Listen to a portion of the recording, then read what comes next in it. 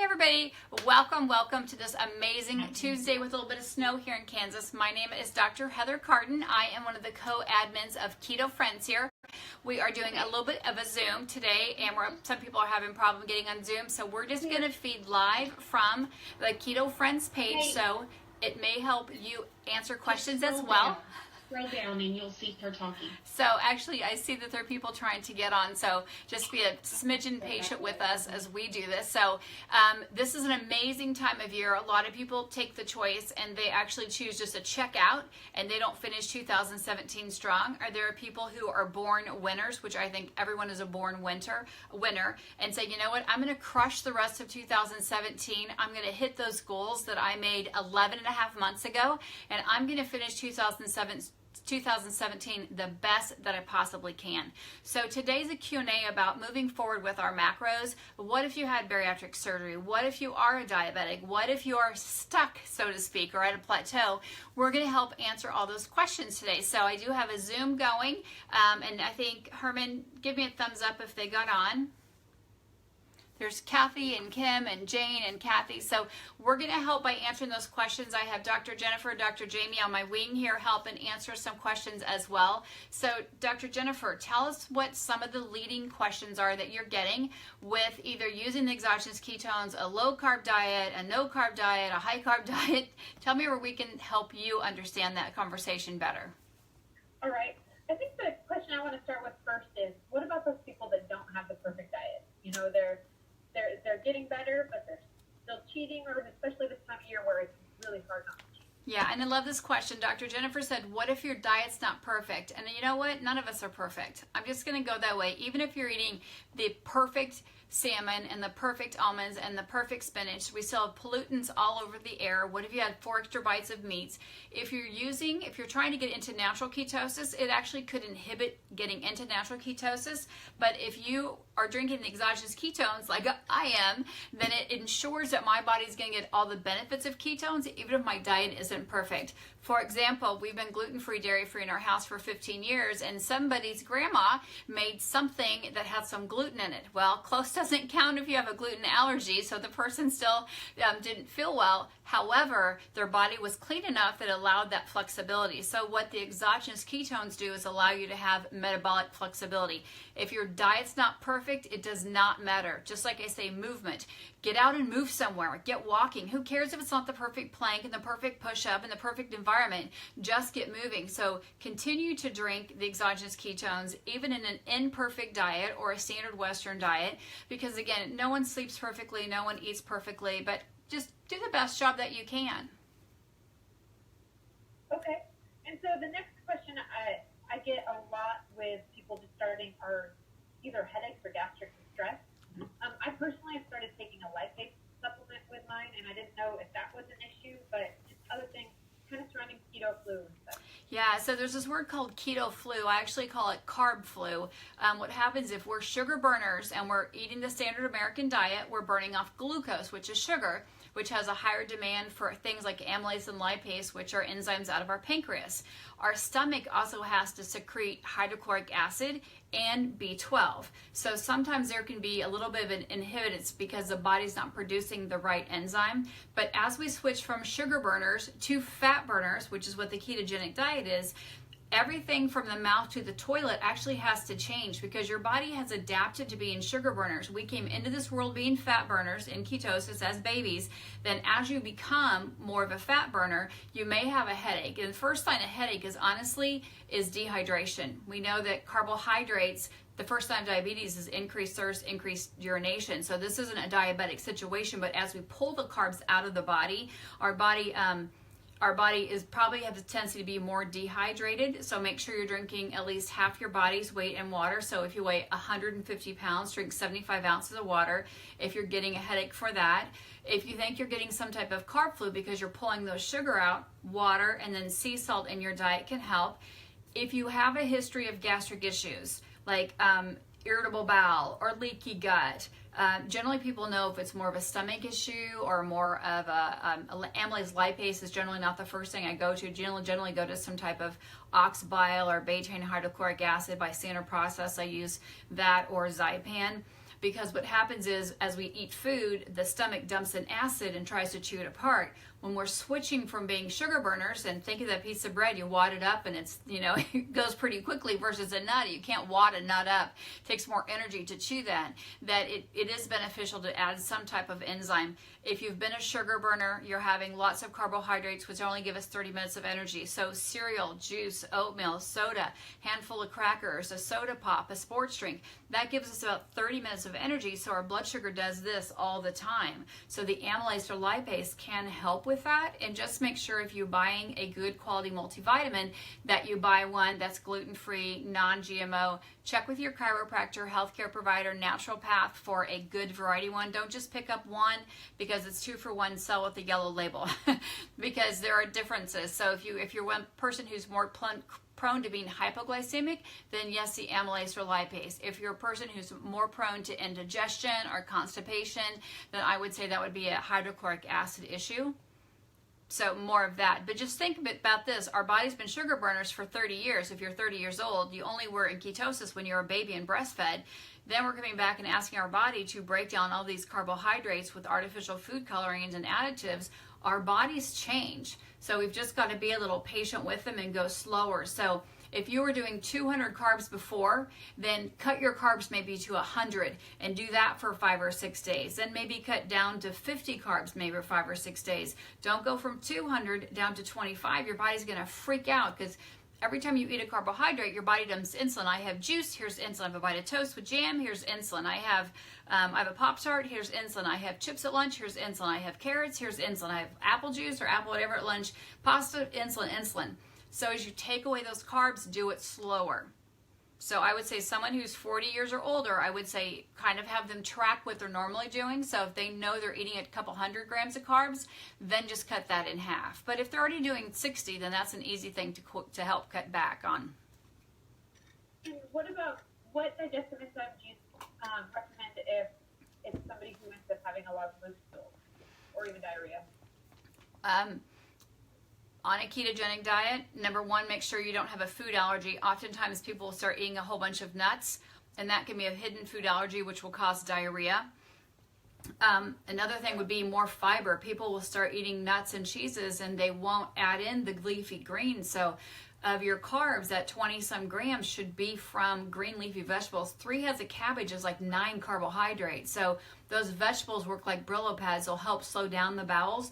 If you're using the exogenous ketones, just drink them with a food to slow down the transition time. Somebody's asking, I can't hear them. Hey, if you guys are on Facebook and you can hear me, give me a thumbs up. I know I've got at least a dozen people on there. Feel free to answer a question. I'll try to pop over there. But if you're getting constipation, then make sure that you're hydrated well. And you can also have a tablespoon of Epsom salt at night and about 8 ounces of water to help diarrhea. Thanks for all those thumbs up, guys. So if that's happening and you're getting constipation, more water. You can add some extra magnesium or vitamin C. Those things also help get bowels moving. And then conversely, if you're having diarrhea, ketones are an amazing anti-inflammatory. So if I were to start them today and say I have a lot of gut inflammation and I get 6 or 7 loose stools for 2 or 3 days, I would think that's a great thing because I'm getting rid of those toxins in my gut. However, I don't want it to be crampy. I don't want it to last longer than 2 or 3 days, and simply cut the serving size back and do it with maybe your lunchtime meal. That way you have slower absorption. Are you seeing more constipation or diarrhea, Dr. Jen? For me, diarrhea, and for myself and for my people asking questions. Yeah, so that's inflammation. So reduce the serving because everyone's therapeutic dose is a little bit less, and then have them eat it with a little bit of food. Dr. Jamie, what have you been experiencing with your patients? More constipation or more diarrhea? Probably more the constipation. I haven't had too many with the diarrhea. Yeah, and that's most of them I've worked with, I've also been working with their gut. Months, so their guts are a little. Yeah, and the 3.0 is a chocolate swirl. It has inulin or chicory root. That's a great natural fiber. That's where the carbs come from. It's insoluble. It helps with osteoporosis, helps balance blood sugar. It also helps slow down the bowel. So just drink it with a little bit of food and it will slow down the absorption. But again, I think it's a great thing. If you're getting diarrhea for, I don't want it going more than a week, but generally for 2 or 3 days, that's a great thing. You're getting all the inflammation out. But if you know you're allergic to wheat and you're drinking your ketones and you're still eating wheat, you're going to continue to get the diarrhea because it's the anti-inflammatory process going on. Somebody, go ahead. Who's ever, is it 308? Go ahead. That's my mom. Oh, hi, Mom. Hi. And then, Jennifer, you had a question about gastric bypass, correct? Yes, I did. Yeah, so this is an amazing thing. There's tons of bariatric doctors now using exogenous ketones and the ketogenic diet to help get the cravings down, because ketones reduce craving and also transition them off of that those carbohydrates a little bit easier. If you know that you've already had a gastric bypass and you can only consume like 6 ounces of water, simply divide the doses, because we know one packet is 12 to 16 ounces of water. You can take it at a pretty high dose, which means you could actually combine it with 3 ounces of water for a whole serving. I know the package says 18. Gastric bypass, you're limited the size, so just make sure that they're making up for that water in between. So maybe a fourth of a pack with maybe 6 to 7 ounces of water 4 times a day, and use it before your hangry, hungry, tired time. Again, bariatric doctors are using it pre-surgery to get the first 50, 60 pounds off, and they're using it post-surgery because it keeps the inflammation down and keeps the cravings away, which is so important. Okay. My next question was about kind of like weight loss cells, and then also people who start. Currently, one of the people in my group, they've been keto for about 5 weeks now, and she's only lost 4 pounds. So she's struggling a little bit, and I think she's doing awesome, but I think she's losing a little bit of. So I love this question. So Dr. Jen said she's got a patient whose scale is not moving as fast as she wants. So when we talk about weight loss is actually muscle, water, and fat. We talk about a ketogenic diet, it is specifically fat loss. So if you go on an HCG diet, which is a very minimal calorie, no fats at all, you'll burn your lean muscle mass. So the definition of a stall or a plateau means that there's been no physical change, that's the scale, that's inches or centimeters, within 10 to 14 days. So that's why it's so important to measure 10 or 12 different places besides your neck, your arms, your stomach, your breast. So if you start taking Keto OS or you start going on a ketogenic diet, and this happened to a friend of mine, and actually gained weight the first 5 days, that's very normal, because ketones, think of a cell like a fat, like your body cell is around like this. We know that fat is less dense. So if you put oil in water, it floats to the top, or you put butter in something, it floats to the top. So as your body pulls the water out of the fat cell and the fat out of there, it'll replace it with water. Water's denser, so that means the scale could go up. You could actually feel a little bloated the first week or so, because the body wants to create homeostasis. It wants to keep that cell the same exact size. So as we start to lose fat, the body's going to hold on to water a little bit, which can cause the scale to go up and the inches to go up. Then when the body says, hey, I'm actually going to lose fat this time, we're not playing a game, we're not going to go on these crisis diets for 4 or 5 days, the body will do the whoosh, which means the fat cells actually collapse upon themselves. You don't get rid of them, then all that inflammation and fat goes away. So when you're starting, make sure you take several different parameters. I like people to take measurements in 10 or 12 places, and I think I've sent those to you. I want people to write down their goals, and I don't let them weigh the first really couple weeks. I just let them weigh 1 time a week and go by how you feel, because we're changing things at the cellular level. We're not wrapping you to make you skinnier with something, right? We're not giving you a quick diet pill. Metabolically, we're taking the cravings away, we're increasing thermogenesis, and we're increasing fat burning capability. So just don't focus on the scale alone. I had somebody the other day said, well, I've lost 50 pounds and I'm still wearing the same pants. I'm like, but those aren't the pants you should be wearing. I mean, they were so big on her, it was ridiculous, but she mentally had to get through that, because I'm like, please, you need to get new pants. But go by how you feel, go by your waistline, go by, I would tell people, just take a piece of string and just put like a piece of masking tape on it and put the date on it, because hopefully what happens as your body shrinks, a lot of women over the age of 30 or over the age of 40 have a lot of tummy weight or a lot of thigh weight. You're just going to lose it in different spots. So we'll make sure, if you go to that 10-day page, Jen, all those sheets are there for everyone to hand out, for they can write down their measurements or measure it in centimeters. They can measure their goals. But don't get all concerned. It's like if I plant grass outside, I've got to water it for several days before it starts to come up. So don't be concerned about the scale going the wrong way. Secondly, do a food journal. And this is always important to me. The minute someone goes ketogenic, and again, I've been doing this for well over a decade, I'll have them write down, and they'll eat the whole jar of nuts, or they'll have a fat coffee that's 600 calories and they're having 2 of those a day. You're going to gain weight if you're having, coffee with MCT butter and that keto cream, and then you're snacking on the whole thing of nuts and eating like 3 pounds of bacon. You're going to gain weight. So you need to figure out, eat when hungry, eat fat first. Right, because we all can eat the whole thing of nuts. Well, and how about we talk about portion control a little bit there? Yeah, so this is a great thing. I wish I had an example. So Dr. Jen said ask about portion control, because a keto plate looks different than the standard American pie, so to speak. We should just flip that, that pyramid upside down. So an apple is about 70 calories, gives us about 30 minutes of energy, and say it's the size of a tennis ball. But if I have a tablespoon of butter, which is about 110 calories, and it's about 4 hours of energy, a tablespoon is much smaller than an apple. So the quantity is really hard for people to get over, especially men, because a 4 ounce is the size of the palm of your hand. Well, we're used to eating 8-ounce steaks, 8-ounce burgers, 12-ounce, 10-ounce, that kind of stuff. So you want to start with the serving size. Vegetables should be the size of a handful. So a couple of handfuls of vegetables, you don't have to measure it out. Your meat should be the thickness and size of the palm of your hand, and then 2 or 3 tablespoons of butter, either salad dressing or nuts or seeds or olives or avocado. It's that simple. Is that what you meant by portion control? Because people think they have to have this big supersized plate, and honestly, you can have the whole bag of cauliflower, mashed cauliflower, and you can still put 3 or 4 ounces of meatballs, or a 3-ounce pork chop, or 3-ounce chicken breast, or something like that in there. Absolutely. And you talked about gluten and maybe some other foods that people might be sensitive. Could you touch on some of the big offenders for people? Yeah, so if you've not had, if you've not had food allergy testing done, we know that there's a book called Are Hidden Foods Making Me Fat? So think if you have an allergy to your nose that swells up, or your eyes swell up, or your throat can swell up if you're having allergies. The same can happen when your intestines. So the top 10 food allergies, which you can go search, are going to be peanuts is number 1. That's why they have a peanut-free zone at school. So peanut-free zone. We also know that gluten is a big allergy for a lot of people, so just cut it out. We also know high fructose corn syrup, which is in candies, and of course all artificial food coloring. Shellfish and eggs and mushrooms. Those are about the big hitters. So just take them out and make sure that you're not having some type of hidden food allergy. You can pay for allergy testing to be done. The simpler thing is to cut that top 10 list out, and you can go online and you can look. Everybody's got a top 10, or I'll send it out to Jen to send out, or I'll post it here on the Facebook page.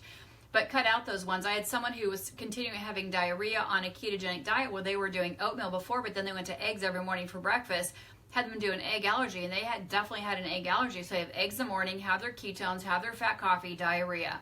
So the minute we cut out eggs, because eggs are a common allergy, everything else fell into place. So kind of listen to your body if it doesn't make sense. And that's where a food journal can be really important too. Like, I don't need to eat, I'm not hungry, it just smells good, or it just looks good. Yeah, and Alexander's saying less is more. So my thing is eat when hungry, eat fat first. So if you think you're hungry, have a glass of water. And within 20 minutes, if you're still hungry, then you're truly hungry. The word is HALT. I'm going to ask myself, am I hungry, angry, lonely, or tired? Because oftentimes we eat because it looks good, or we eat because we're emotional. Like, my kid went home last night. I'm still not over it. Still could cry today because he's adulting and got a job. But I mean, ask yourself, am I eating just because I'm bored? Am I eating because I'm hangry? Or am I lonely or tired? Or because it smells good? And when you can start identifying that, the lifestyle becomes really, really easy. And that's probably the number one big tool. So I don't have people count everything. I don't have people count macros. But if you're eating a whole jar of nuts and you're eating 12 deviled eggs, you know you're eating too much. Thank you.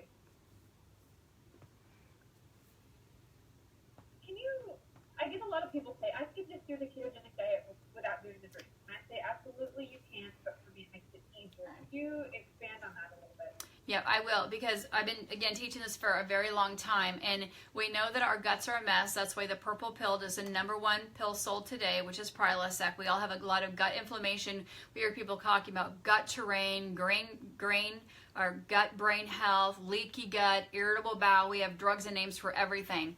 If our digestive system is perfect and runs great, then it's no big deal. We burn through a couple of glucose. We don't watch Cupcake Wars. We burn through our glucose in a couple days. Then our liver goes and grabs the fat and breaks it down. The problem is, after 20 years, I've yet to see one patient come in and not say, I had a history of reflux, or I had an allergy. I had a vet last week. She actually said, you know what, I've been trying to do the ketogenic diet for 3 weeks. She was in a car wreck, had part of her colon removed, and she had her spleen punctured. She can't get in ketosis. I've had people who've had their gallbladder removed. They can't get into ketosis. When I went on a ketogenic diet before the powder was even available, because I've been on it after my 4th child, I had a yeast issue. I went on the ketogenic diet. I used it before when I was training. Every time, this last time in 2014, every time I'd have my female cycle, I would be out of ketosis, and it would take me, because it's energy, it would just take me that many days to get back in there. Or if I didn't sleep enough, I had a mom going, yes, I have all the stored fat, I can make the ketones, but if you're not sleeping at least 7 and no less than 9, you're going to throw your cortisol out. You're going to have a hard time being in ketosis. If you're mad at your husband, you're mad at your bank account, you're mad at your boss, you're excited you won the lottery, all those hormones, there's 30 players, will actually affect your state of ketosis, because the liver, which is our garbage can, has to go out and break them down. So if you've had cirrhosis of the liver, non-alcoholic fatty liver disease, maybe you've had chemotherapy, maybe you take fertility drugs and all those type of things, that all is an indication that my health was not optimal back then. I'm going to have a hard time making ketones. 20 years ago, it was easy to make them. Now it's really hard because of the stress, because of the sodas, because of all the artificial sweeteners. I've had people who've tried to get in ketosis. I take them off of artificial sweetener, then they can get in ketosis, but they can't maintain the level high enough to get therapeutic benefits. So I kind of use the example. If your doctor said you're iron deficient anemia, you need to take an iron pill, or you can eat 65 cups of spinach, no one's going to eat 65 cups of spinach. We're all going to take the iron pill. I'm telling you the same thing. Like, I had an oncologist, someone got diagnosed with cancer. She goes, I want them in ketosis today. Well, on a normal diet, she'd have to wait 2 or 3 days on all the emotional stress of knowing that your breasts are going to be removed and all that other kind of stuff that goes with it. We started right then and there. Here's some ketones. Let's downregulate your excitatory neurons. Let's get your body focusing optimally. Let's help reduce the craving. So for me, it just helps your body do things easier instead of making it so hard to do everything. Another thing that Can I ask a question here? Someone's asking, but this is a great question. So thanks, Brett said, what about fiber? So this fiber thing is a big topic because we talk about total and net carbs. So if you take a piece of celery, it's really 0 net carbs because it takes as much energy to chew it as to break it down. But when people are buying like Quest bars or Kind bars and they're doing this total and net stuff, your body doesn't need this fiber stuff it's talking about. Your body can eliminate naturally given the right foods. Fats actually help slide things out. So if you got extra fat on your steak, it's actually going to help your bowels line out. So I don't count this total and net carb thing, especially on processed foods. I'm just answering somebody's question here, so hopefully that makes a little bit more sense. So if you're the person who's stuck, then I would say quit doing the total thing. Don't do net, just do total carbs. And the doctor who lined up the total net carbs was meant to be for vegetables, rooted vegetables, beet leaf versus a beet bulb. It was never about packaged foods and the trickery on it. I have a question.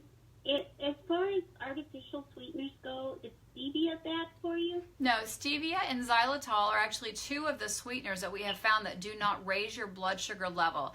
The stevia leaf is a better one. So if you go to Whole Foods, you're going to find some stevia for $3 and some for $15. I'm going to tell you, buy the better quality one. It's from the stevia leaf. It's a cleaner one.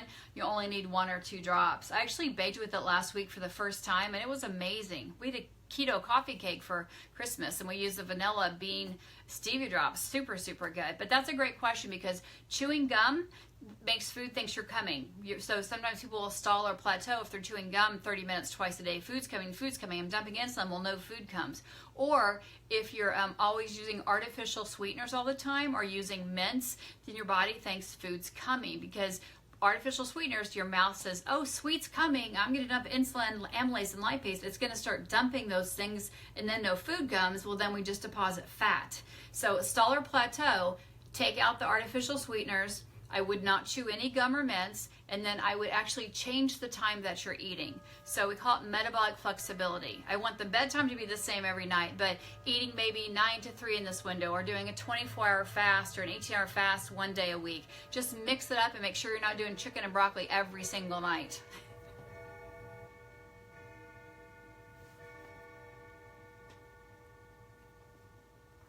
Anybody else have any questions there? I have another question, but I don't want to No, go for it. I see a lot of patients with adrenal issues. A lot of it, I think, comes from these really low carb diets that people have been on, that they have successfully lost weight on.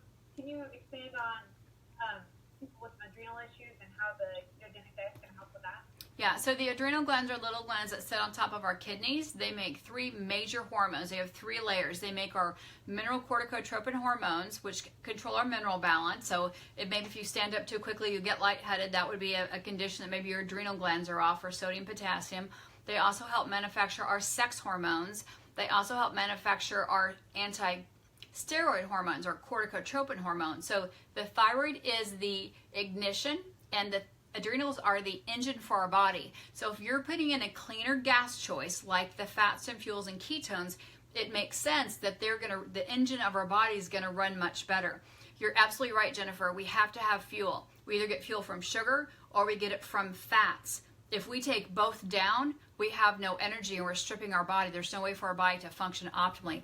So you want to lower the carbs and raise the fats at the same time. That keto flu that happens is because people strip it too quickly. Maybe they're going from 300 grams of carbs a day and they drop it down to 25. They're going to feel terrible. You just got to go slower. But there's a nice section in the Help Center about the hypopituitary thalamus axis and about how beneficial ketones can be, because they're giving more oxygen to the engine or our body. So at the cellular level, more oxygen, more fat, and it actually reduces the ROS, which is that aging component.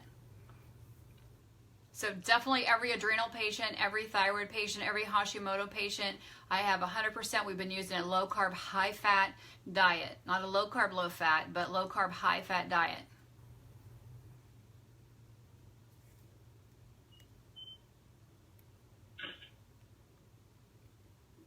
Do you see any differences between men and women that really needed addressed? As like the amount of food or how they respond? Yeah, so, and I'm going to get these questions answered here, Nancy, just a second. So we are all unique and individual people. No two people are alike. No two people's gene pool is alike. No two people's body fat is alike, or hormone cycling, whether it's male or female. So yes, the quantity and demands are different, but this is my general rule of thumb. Before Herman walks out, I was going to give a general rule of thumb. So yes, don't compare yourself to anybody else, because it will change. If you start in the middle of your cycle, or maybe I just had somebody get pregnant last week, I've got to change her diet pretty quickly right away. So we're all unique, we're all individualized, we all practice, our lifestyle is different. I have 80-year-old people who are running, and I have 20-year-old people who aren't moving at all. They sit at desk jobs. So those factors come into play. But when you're looking for macros, I do it by height. So at 5 feet, you want to have 45.5 grams of protein. And I'll type this down below or in the Facebook. For every inch over that, so say you're 5'2", for every inch you get 2.5 grams of protein. So if you're 5'2", you take 45.2 plus 5 gives you about 50 grams of protein. And then you want to double it for fat, which means you would take that 50 and double it to 100. And I'll put that down below. That's a common question. So you just really want to go for that, because you don't want to base on what somebody's body is now, because that's not where they want to be if they're 200 or 300 pounds. You can go and find 2 or 3 different keto calculators, and I tell people, do 2 or 3 of them, take the average of them, and try it for 10 days and see what happens. Every 20 pounds, you need to really change what you're doing. Does that make sense on everybody kind of being individualized? I was trying to read this. So just a moment, let me try to read this. Could that be the reason I'm losing? Yeah, so another question is that our environment actually can change how we lose weight. The summertime, you're going to sweat more. Your body knows you're going to sweat, so you could actually be holding on to water more. In the daytime or wintertime, it's super dry here in Kansas. Our body may be dehydrated, so it's going to hold on to more moisture. So we know that our body composition is 70% water basis. We're in the gym, we're in the sauna, we're outside running cold, we have a furnace on, we don't have it on. All those things can change. That's why I have people just measure once a week and then take measurements maybe every 2 or 3 weeks and focus on, how do I feel when I wake up? How do I go to bed? Am I able to say no to the second piece of pie? Did I feel amazing, and was it even hard to not have the garbage yesterday? And that's kind of what I want people to notice. How do you feel optimally inside? Don't worry about the scale right now, but how does my brain feel? I'm articulate, I'm on target, I know what I'm talking about. Dee's saying she's lost 30 pounds in 10 weeks, which is amazing. So how do you maximize your pre-bedtime? I do want to talk about this because I do have several diabetics. So if you're a person who is a type 2 diabetic, not type 1, we'll just talk about type 2, and your blood sugars are below 70 when you go to bed, you need to have more fat. Fat will last 3 or 4 hours. That for me could be a cup of tea with some bone broth. It could be keto cream and with some tea or a milkshake like a coconut or almond milkshake. So you need to have a healthy serving of fat, and it's probably more like 15 grams of fat if they're, your blood sugars are between 60 and 70 if you're diabetic going to bed.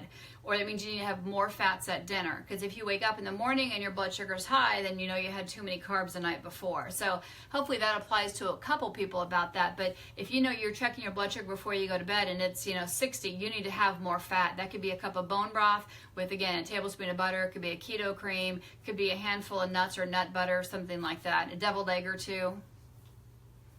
You're thinking, Jennifer, what are you thinking?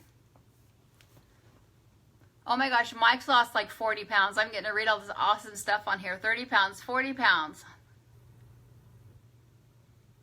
So that's great. I'm going to answer this question. Mike has lost 40 pounds. He's 3 months post bypass. So Mike, the difference is when you're on like the HCG diet or you're on a low calorie diet, your body just starts getting rid of stuff. When you're on a true ketogenic diet in ketosis, your body stops an enzyme called myostatin. Myostatin actually breaks down lean muscle mass. It's also very high when it comes with estrogen. So there's an enzyme called aromatase. When we have a high estrogenic food, which is dairy, eating out of plastic, soy, edamame, things like that, we have more estrogen. Aromatase actually turns on myostatin and breaks down our lean muscle mass. Ketones preserve lean muscle mass. So you'll see long distance runners, you'll see Navy SEALs, you'll see these elite people actually be in ketosis 15 to 17 hours prior to a race because it saves lean muscle mass. So like Mike's lost 40 pounds of fat or muscle. That's why we make sure we're losing fat, we're not losing muscle. So the next few pounds that Mike's going towards, Mike's really got to make sure he focuses on saving and make sure he's in ketosis and not losing that lean muscle mass. And thanks, Mike, for sharing and let me pick on you.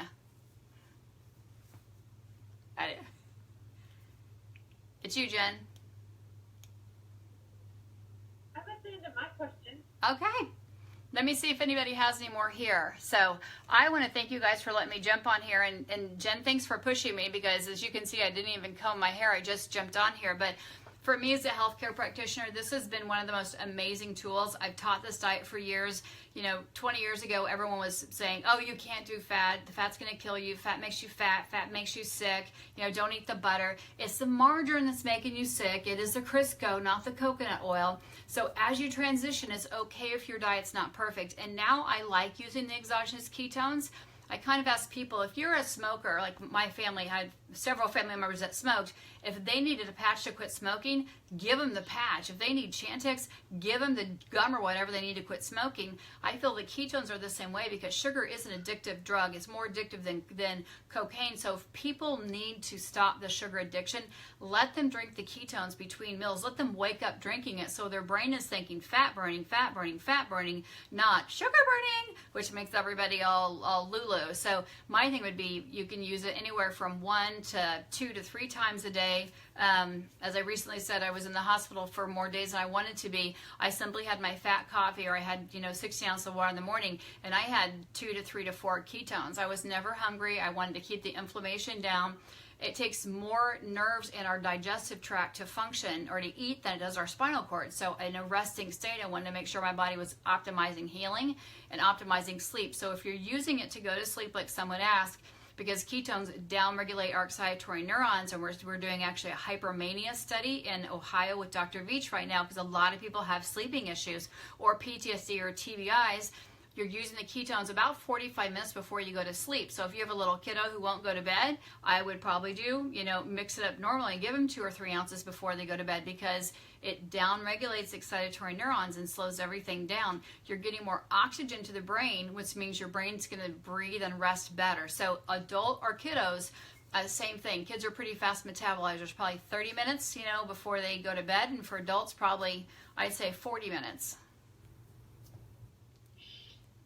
Heather, I don't mean to interrupt here, but I don't know if you can still see, because I'm not actually on Facebook, where my cousin Delynn was asking you a question.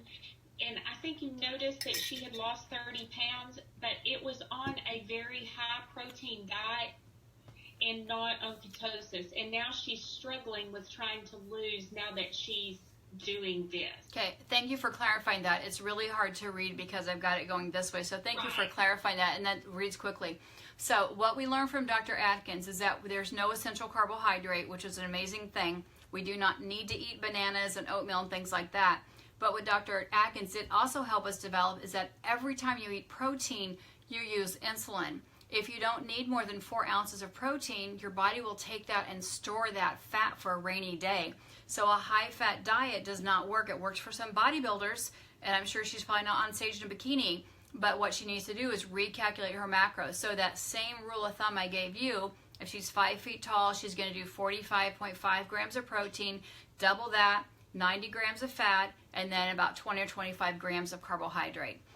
So I'd have her use the ketones as she starts to switch over, because I'm sure if she's, and what happens is, if I was 250 pounds and I lose 40 pounds, at 210, my body's way different than, I don't weigh that much, it's way different than what it was at 250, right? Like my body's healthier, that's less weight. You need to recalculate those, and then you've got to create metabolic confusion. Eat different greens. Don't eat spinach, let's eat kale and kohlrabi and bamboo shoots. You just want to mix all that stuff up. If you've been eating a lot of white fish, then eat some more red fish like salmon or trout. But for her, do not let her go over. How tall is she? Just guesstimate-wise? She's probably 5'3", 5'5". I'm not sure. That's okay. So and she's watching on Facebook, Yeah, so yeah. I know she can't tell us, but that's okay. So I actually use people's height. I don't use all those other crazy parameters. And Dr. Nelly does the same, and it gets us pretty close. So that should help get her restalled. So she should be probably having less than 55 grams of protein, or right around that if she's 5'4". And then have her go anywhere from, 90 to 100 grams of fat. And carbohydrates need to be under 25 probably. okay. Oh, I'm funny. My phone's right there. It's my kids. No, so hopefully that helps. But a Stahler plateau is defined by no movement. So number 1, make sure you're drinking enough water. Number 2, you want to mix up your workout. And I have a YouTube video I'll tag you in. So if you're always doing CrossFit, if you're always doing yoga, go do something else. If you have little kids, run up and down the stairs, do some squats on the stairs, crawl around like a bear. You got to create metabolic confusion. Don't do the same vegetables this week that you did last week. You just got to mix it up, so that way your body is getting different source of food. So I'll do a 9 a.m. to a 3 p.m. eating window about 4 days a week, and then I'll do like a 12 to 8, just depending on what's happening with the boys and when we do brunch and stuff. So I'll send you that video. There's 10 tricks that is on my YouTube channel to help break stalls and plateaus. Okay. All right. Thank you. You're welcome. Make sure that, oh yeah, she's Dee Lynn. Is that your cousin? Yeah, she's saying she's 5'5". Dee, I will answer you later. So thank you guys for joining us. I'm just making sure I didn't lose any questions, but you're right. What you don't want to do is you do not want to lose lean muscle mass, and that's why keeping fat is so important, because fat stops that myostatin, which breaks down lean muscle mass. I think this was great, Jen. Thanks for setting it up, and we can pop on any time. I mean, I think get a list of questions and we can answer those, or post them on the Keto Friends page, and I'll try to answer them then. You can even do a video on there and post it like, hey, I've got these 6 questions. Because what you have, other people also have as well. I know a lot of people said, well, it's the holidays, I'm not going to care. I'm going to tell you, if your kid was in finals, you're going to say, finish the finals strong. I don't care if you have a D in that class, finish the finals. If your kid's running, a 100-meter race, you're going to say, quit at 75 meters, like finish strong through the line. The same way for personal health. Get sleeping, get moving, and get the garbage out of your house. Clean it out. It does not need to be there. There's no benefit from it. And I think, Jen, do you have an email through your office? Yes. Yeah, so I would give some of those tips out there, like, like we said, every time you go potty, do 10 squats or do 10 push-ups, or just get people metabolically moving. That's fantastic. I really appreciate all the knowledge you've shared with us today. Thank you. Thank you for setting that up, Dr. Jen. Hey, nice to see you guys, Merritts, and I'm going to sign up here on Facebook because we've had a lot of people joining us there. Somebody else say something. Thank you. Thank you. You're very welcome. Well, late Merry Christmas to you guys, and we'll talk soon. Anytime, pop me a message, and let's do this and help everybody optimize their health going into 2018. So great night for me to get to share. So have a blessed evening. Thank you. You're welcome, and I'll get those links posted. Okay, bye-bye.